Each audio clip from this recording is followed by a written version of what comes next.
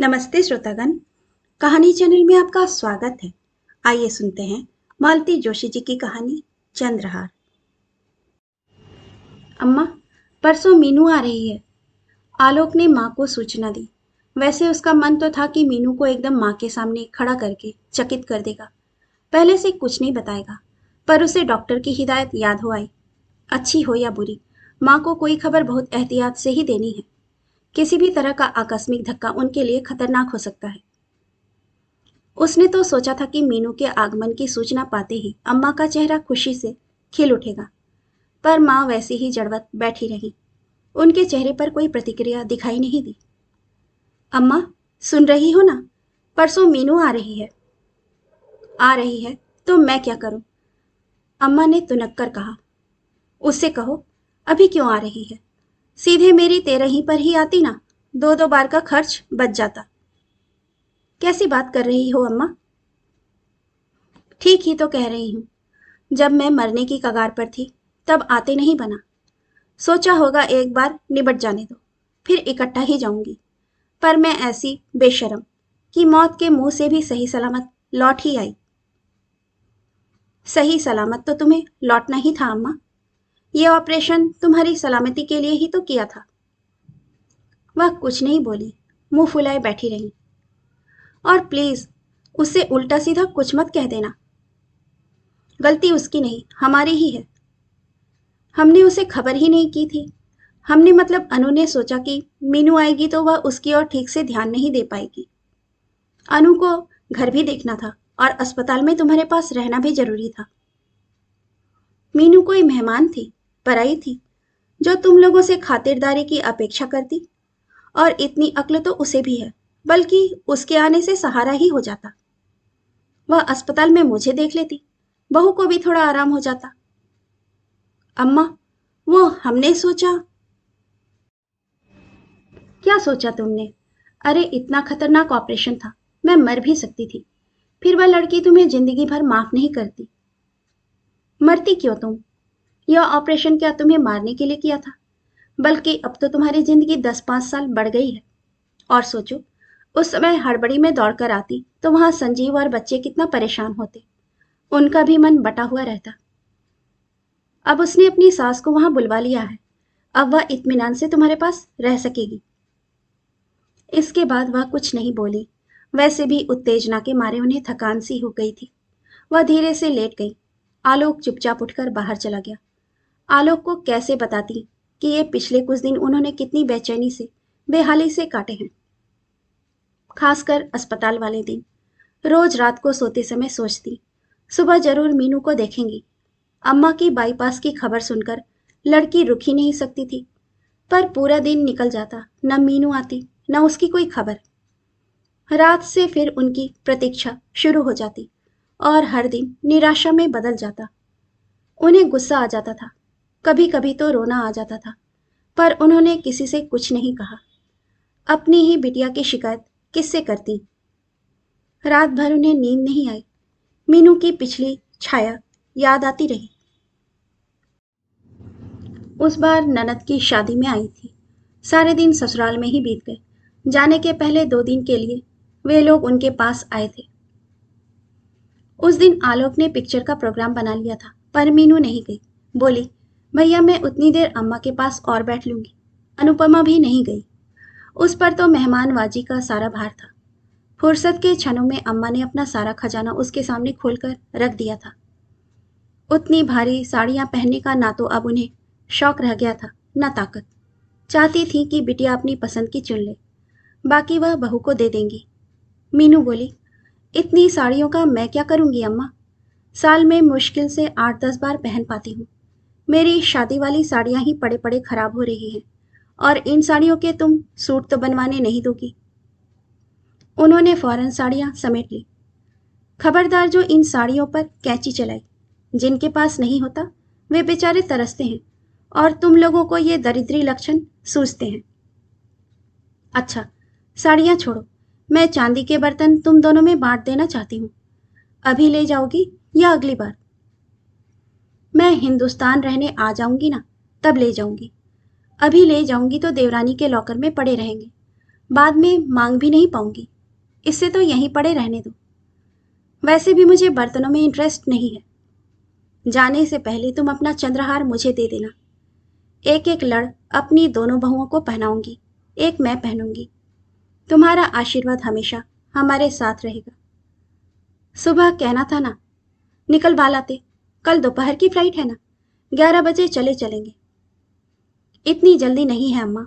ना अभी मेरे बच्चे ब्याहने लायक हुए हैं, ना तुम अभी मरने जा रही हो। मरते समय क्या पता याद रहेगा भी कि नहीं। तो भाभी से कहती जाओ। और उसने तुरंत भाभी को आवाज दे दी। भाभी, जरा सुनती जाओ, अम्मा क्या कह रही हैं। भाभी आंचल से पसीना पोंछते हुए हाजिर हुई। पार्वती, जरा कढ़ाई चलाती रहना, मैं आ रही हूँ। फिर मीनू से बोली, बोलो, क्या कह रही थी। मैं नहीं, अम्मा कह रही हैं। भाभी ने अब अम्मा की ओर देखा, वह सकपका गई। धीरे से बोली, मैं मर जाऊं तो मेरा चंद्रहार इसे दे देना। तो अपने हाथ से दे दीजिए ना, मरने का इंतजार क्यों करती हैं। मैं जाऊं, मेरी कढ़ाई जल रही है। बाद में पार्वती ने बताया कि बहू जी बड़बड़ा रही थी कि सेवा करने के लिए हम हैं और मेवा लूटने के लिए बिटिया रानी। मजाक में ही सही, बेटी ने एक इच्छा प्रकट की थी तो अम्मा जी ने निश्चय कर लिया था कि अपनी लाडली की इच्छा का मान जरूर रखेंगी। ऑपरेशन की तारीख तय होते ही वह बैंक गई थी और हार निकाल लाई थी।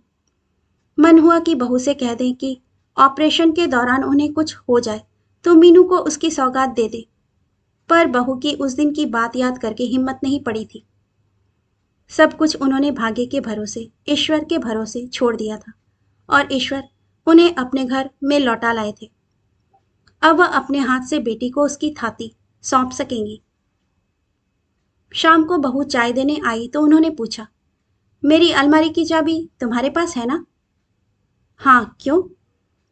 सोच रही थी बैठे बैठे जरा ठीक कर लेती। अम्मा जी, अभी आपकी तबीयत उतनी ठीक नहीं भी है। बेकार में एग्जर्ट मत कीजिए, पहली फुर्सत में मैं ही ठीक कर दूंगी।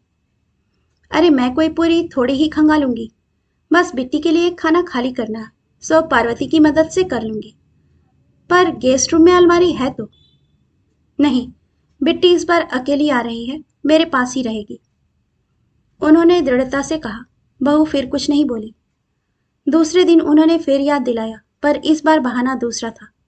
अरे, ऑपरेशन से पहले चेन, चूड़ियां, टॉप्स सब उतार कर रख दिया था ना, सोचती हूँ मीनू के आने से पहले पहन लूं। जवाब में बहू छन्न से चाबियां पटक कर चली गई थी।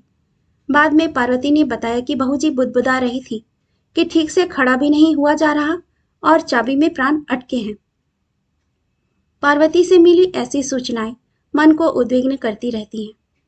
मीनू के लिए एक खाना खाली करने के बहाने उन्होंने सारी अलमारी खाली कर दी। कपड़ों का वह ढेर एक कोने में सरकाकर पार्वती को तरतीब से समेटने के लिए बिठा दिया। फिर उसकी नजर बचाकर उन्होंने धीरे से लॉकर खोला। ऑपरेशन के लिए जाने से पहले उन्होंने रोज पहनने की सारी चीजें उतारकर एक रुमाल में बांध दी थी। वह रुमाल यथावत रखा मिल गया। उसे परे रखकर उन्होंने दोबारा भीतर तक हाथ डालकर टटोला। बैंक के कागज पत्तर थे, खास खास अवसरों पर निकलने वाले पूजा के बर्तन थे। पाउच में रखी हुई दर्जन भर अंगूठियां और टॉप्स थे। चांदी के गणेश थे, अमेरिकन डायमंड की चूड़ियां थी। मतलब कि सब कुछ था, पर वह मखमली बटुआ कहीं नजर नहीं आया। पता नहीं क्यों उन्हें एकदम थकान सी महसूस होने लगी। उन्होंने लॉकर बंद किया और रुमाल की पोटली को मुट्ठी में दबाकर लेट गई। उन चीजों को पहनने का भी उत्साह नहीं रहा। मीनू के आने के बाद 2-3 दिन फुर्र से कैसे उड़ गए पता ही नहीं चला। मम्मी को ठीक ठाक देखकर वह भी खुश थी और भैया भाभी को उस पर प्यार बरसाते देख मीनू की अम्मा भी खुश थी। रात को जब घर भर सो गया तो उन्होंने मीनू से कहा, बिट्टी, मेरा एक काम करेगी। पानी चाहिए या दूध गर्म कर दूं। नहीं, वह तो सब थर्मस में रखा हुआ है। तू एक बार मेरा लॉकर खंगाल दे। एक चीज नहीं मिल रही और मुझसे वहां ज्यादा देर खड़ा नहीं हुआ जाता। मीनू ने दरवाजा बंद किया और लॉकर का पूरा सामान चादर पर सजा दिया। देख लो अम्मा, क्या चाहिए बता दो, अलग से रख दूंगी। उन्होंने पहले ही देख रखा था, फिर भी एक सरसरी निगाह सब चीजों पर डाल दी और सिर हिला दिया।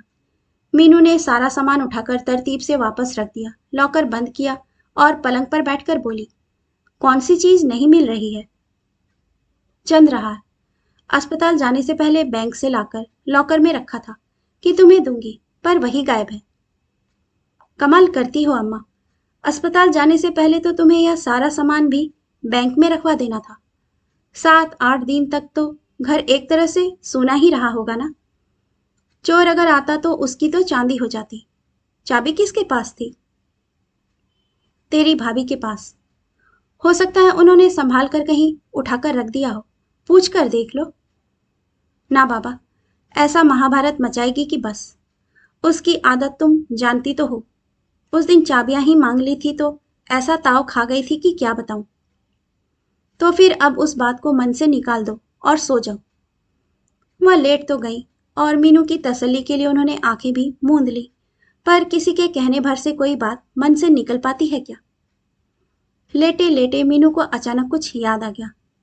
अम्मा, तुम्हारे लॉकर से वह लाल रेशम की थैली जिसमें तुम बाबूजी की चिट्ठियां रखा करती थी, गायब है।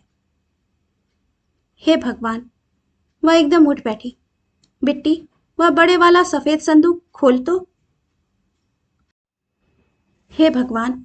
इतनी रात को?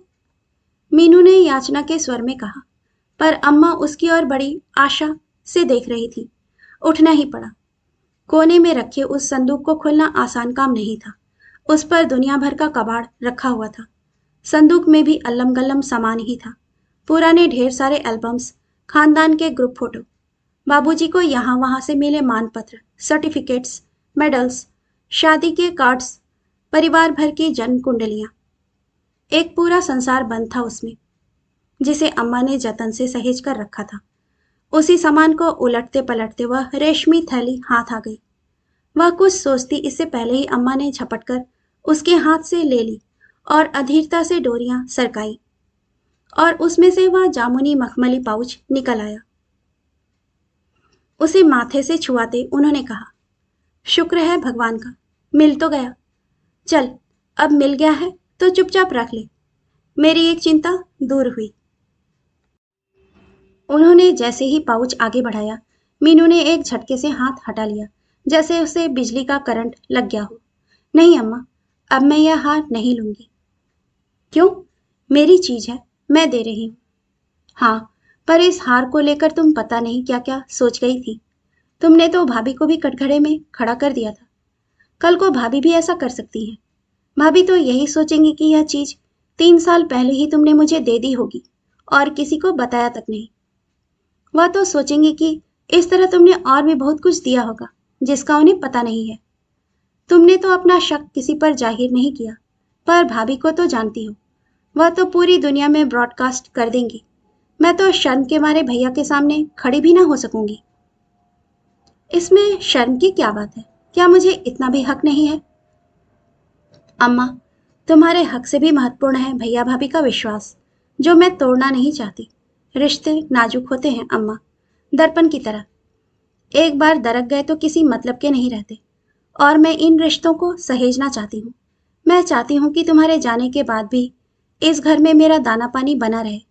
मैं जब जब भारत आऊं, इस घर के दरवाजे मुझे खुले मिले, ताकि मैं तुम्हारी यादों को फिर से जी सकूं। कल को मेरे बच्चों की शादियां हों तो मैं हक के साथ भात मांगने आ सकूं। ये मेरे पीहर की देहरी है अम्मा, मेरे लिए किसी भी हार से ज्यादा कीमती है। प्लीज इसे मुझसे मत छीनो। और यह बात कहते कहते मीनू का गला भर आया, आंखें छलछला आईं। अम्मा ने आगे बढ़कर उसे गले से लगा लिया और उसकी पीठ पर हाथ फेरते हुए बोली, अरे वाह, मेरी लाडो तो मुझसे भी ज्यादा समझदार हो गई है।